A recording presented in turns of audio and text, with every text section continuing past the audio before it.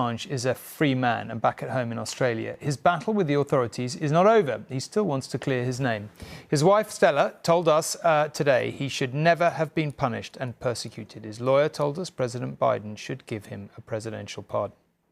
Julian Assange has spent his first night back home here. It's 36 hours since he returned to Australia, convicted but at liberty.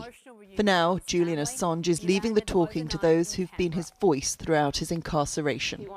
Obviously, you're celebrating the freedom today, but do you sense that this is a flawed justice? This has been a miscarriage of justice from day one. Julian should never have been punished. He should never have been persecuted. He was performing a public duty, and the public deserves to know the truth, especially about governments violating their own laws, and especially when there are civilian killings involved. As Assange is the only journalist to be convicted under the US Espionage Act, his team are seeking legal redress on the conviction itself, under the right to free speech enshrined in the US Constitution. You said yesterday that you were considering requesting a presidential pardon. How would that work? The President of the United States has absolute pardon power.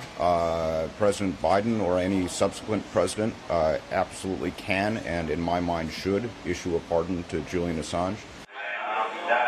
One of the videos Assange released showed the killing of Namir Noor el-Din, one of two Reuters journalists and other civilians fired on from an Apache helicopter.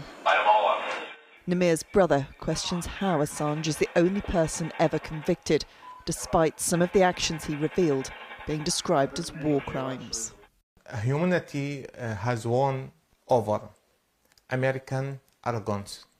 But the question is why Mr. Assange, only person convicted, while these responsible for the actual crimes remain free. Mr. Assange displayed the truth.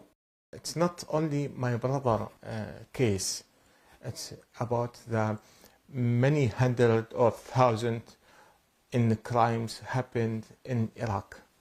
Julian Assange continues to believe exposing the actions of the American military was his right. Others believe differently. A prolonged fight to clear his name will do what the US authorities have sought to avoid, and once again bring the events he raised back to the public narrative. Emma Murphy, News at 10, Canberra.